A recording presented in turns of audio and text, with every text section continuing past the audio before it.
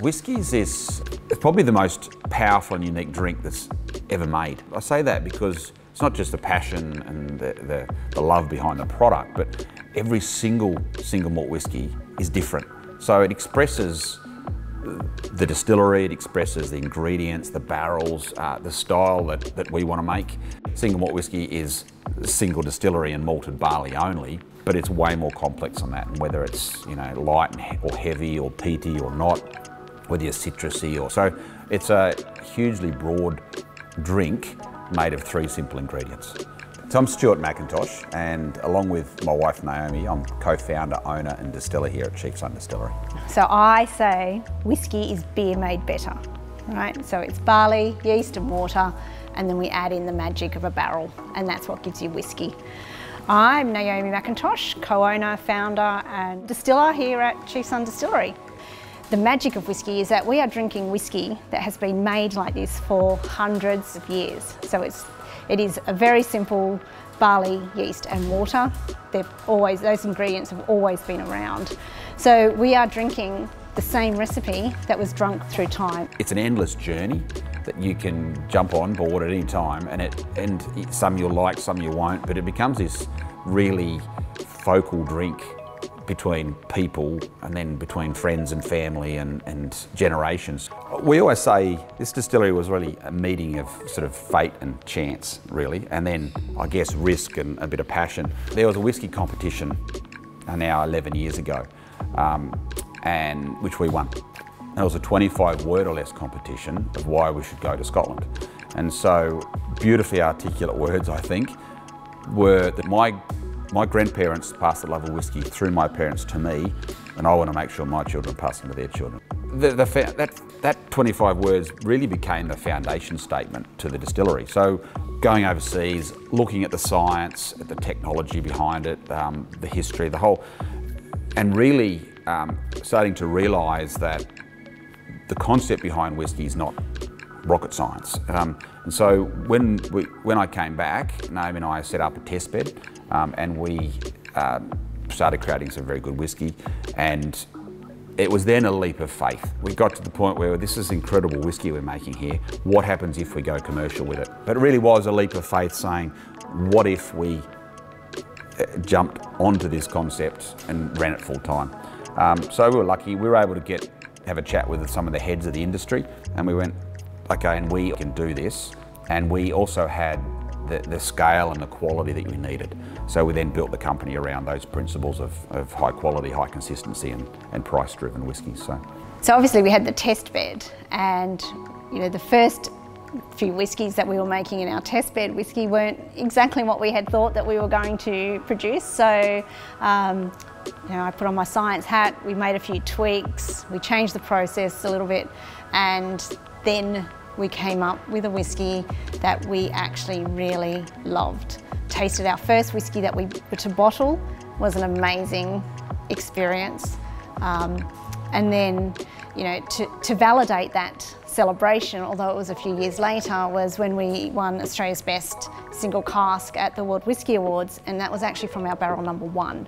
So that was actually, although we loved the whiskey and knew that it was great, to have that validation on a world stage was amazing. The Australian whiskey industry has allowed us to do that. Like we don't have a lot of constraints. We have the general rules that we need to apply to in terms of the age that, how long it needs to be in the barrel to be calling it whiskey. But the way that we get there is open to everyone's interpretation, and that makes for great diversification within the Australian whiskey industry, and I think that's a really great thing. We are on the beautiful Mornington Peninsula, so Somerville, which is the head of the peninsula, situated here because the peninsula is an amazing place for food, wine, beverage.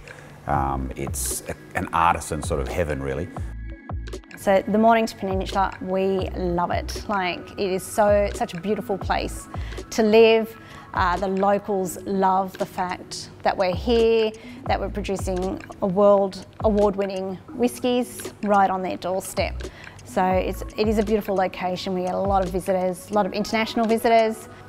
We love being part of the artisan community on the Mornington Peninsula as well, because we're obviously known as a wine region, but we're definitely growing as a spirit and food region as well.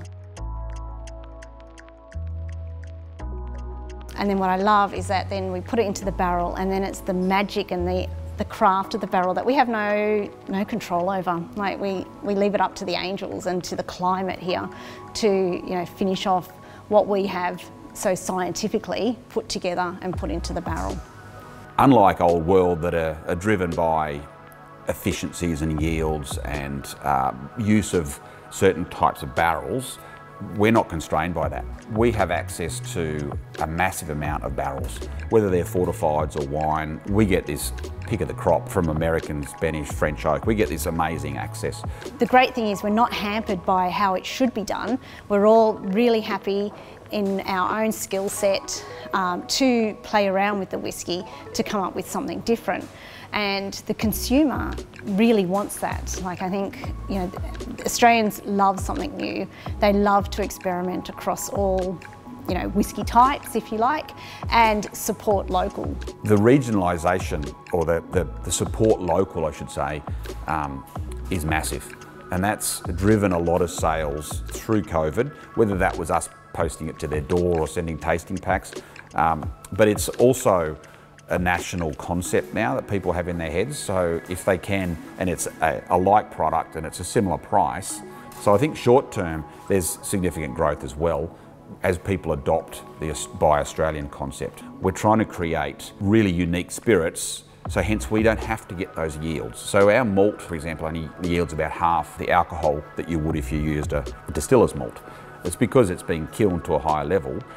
It changes the malt massively. So we're getting toffees and we're getting sort of baked flavours. We're getting incredible notes.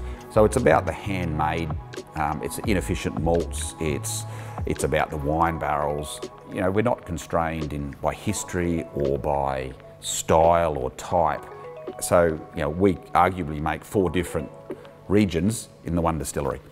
We have a great place in the world, and so we follow great wine, we get great whiskey, and that's starting to penetrate both Australia and obviously globally as well. The long term is, I think you're going to see significant quantities of Australian single malt whiskey, which is your go-to Vegemite. It's that kind of, imagine that's what you'll get.